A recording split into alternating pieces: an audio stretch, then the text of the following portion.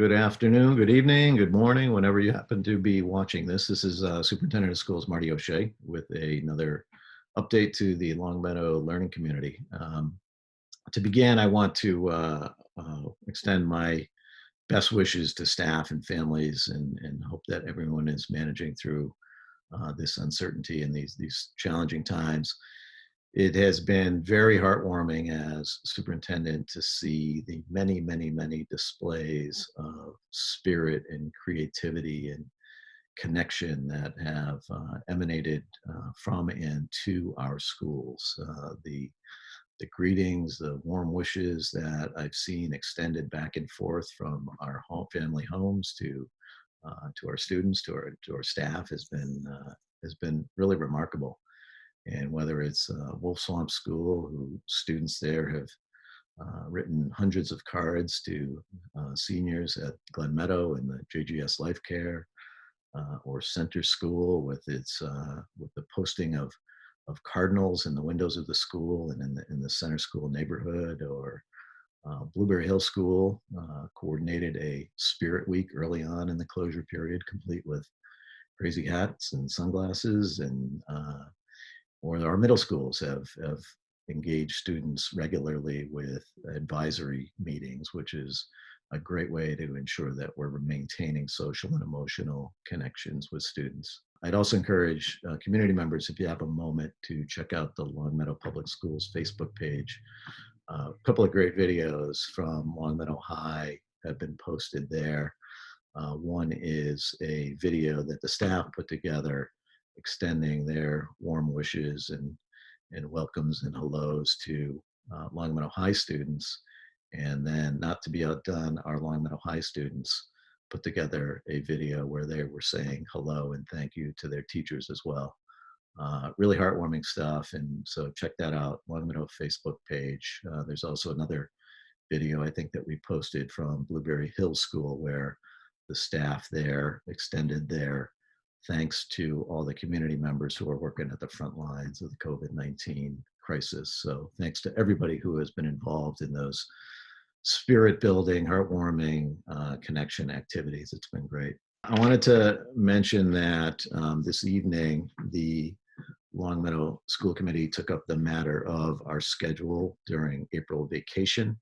Only this past Friday did the district receive a notice from the Massachusetts Department of Elementary and Secondary Education that all Massachusetts districts had the local option of continuing remote learning during the April vacation period as a way to sustain learning and maintain those connections that have been growing and developing virtually in recent weeks. So the effect of this local option was to allow local districts the option of counting the days where instruction is maintained during the April vacation period as days toward the time on learning requirements of the Massachusetts Department of Education. So previously this was not possible, but with this local option, if exercised, districts would be able, for each day where instruction is held during the April vacation period, that would have the effect of shortening the end of the year by one day. So currently, our last day in Longmeadow Public Schools is Wednesday, June 24th. It's on the later end. Most districts are out on the 19th, at least those districts in this area. The school committee tonight took a vote where we will continue instruction during 3 of those days that had previously been part of the April vacation period. And I think it was a great decision. It was based on an administrative recommendation informed by conversations with the Longmeadow Education Association. I think it achieves an important balance. It allows us to sustain some of the momentum that we're trying to build up, and helps us keep connected to students, which I think is vitally important. But it also allows us to prioritize and protect some important family time. So over the next few weeks, there'll be some sort of downtime where families can engage in the things that are important to them. To begin Friday, April 10th, this Friday, is not a day of school. And so there'll be no teaching and learning required on that day. And then we would have Patriots Day on Monday, April 20th. And then on Friday, April 24th, that would be another day where there would be no required teaching and learning. So we think that by sort of teaching through just 3 of the vacation days, we can have the effect of bringing the school year, the conclusion of the school year, back to the original date, which was Friday, June 19th. So the last day of school for the Longmeadow Public Schools this year will be Friday, June 19th. We think that's a sort of a more reasonable point at which to conclude the school year. We'll convey this in an email at some point, but we wanted to get that message out to families and staff as soon as possible. And we welcome your thoughts or questions or feedback on that. So just 2 days ago, the district launched sort of phase 2 of our remote learning plans. And we hope that the families have experienced a shift, that we've reset our expectations, primarily based on feedback from parents, but also based on some important guidance that we received from Mass DESE. So 3 things have shifted as we've moved to phase 2. One is that we hope that families have experienced enhanced structure and schedules, that there's been more specific instructions to students. The second shift that we think, we hope families have experienced, is that we've had more defined ways of providing important interventions and supports and accommodations to students. And then finally, we've given staff the latitude, the professional latitude, to introduce new materials and new concepts in very thoughtful, cautious, as we've transitioned into phase 2.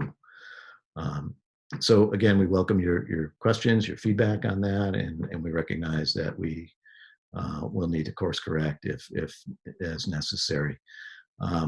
I want to emphasize that, we recognize that as a learning community, we're all in this together. Students, parents, guardians, caregivers, teachers, administrators, the school committee, that we're all pitching in to make this work under really difficult circumstances. And so, we welcome any thoughts you have on how we're doing. And I'd say that just today, talked to our administrators about the importance of trying to sustain some normalcy in terms of the typical homeschool organizations that help us gather feedback, and specifically school councils, PTOs, PTAs, PACs. We want to ensure that they have opportunities to meet remotely. And it really provides a platform, a place where parents can give us important feedback. And then even at the district level, we have a parent curriculum advisory council that we will gather remotely at some point. And so all these things we want to sustain and move forward in the days ahead. So you can expect more information on that. I also want to mention that a couple of housekeeping things. Through the Council on Aging, through the outreach coordinator, Aaron Keebler, we have learned that the food pantry is up and running, and that Longmeadow families in need of food assistance are encouraged to reach out to the Council on Aging.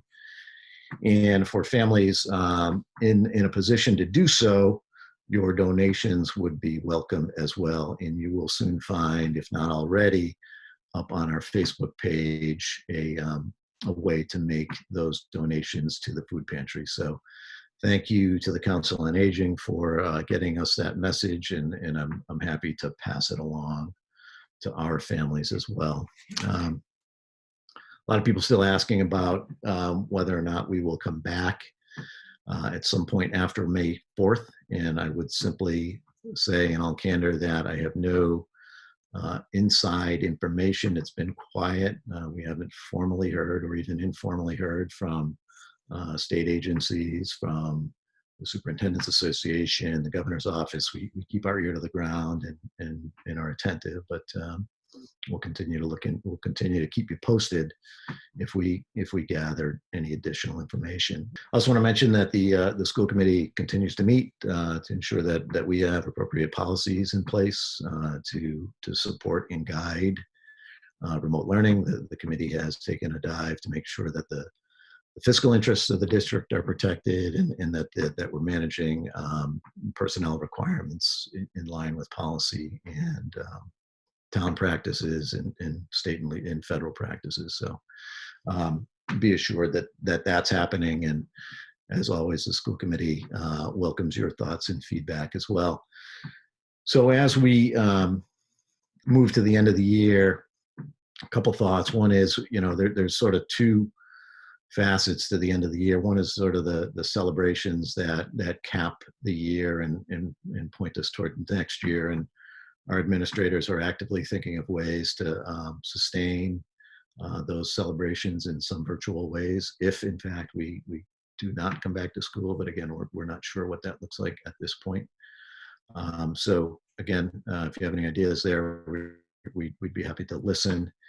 And then the end of the year is also the time when we position ourselves and our students for success in the coming year. And we recognize that means we need to have transition meetings, that we need to schedule students appropriately, and all those activities are underway. Our administrators are managing that remotely and in communication with families. And so, if we do have an opportunity to come back, I think it will be a time for us to figure out where kids are academically and make sure that we're pointed in the right direction next year. So to conclude, I thank you for your time this evening, this morning, this afternoon, whenever you're watching, and continue to wish our staff and our families well, and hope everyone is safe and healthy and managing during these very, very uncertain times. Thank you so much.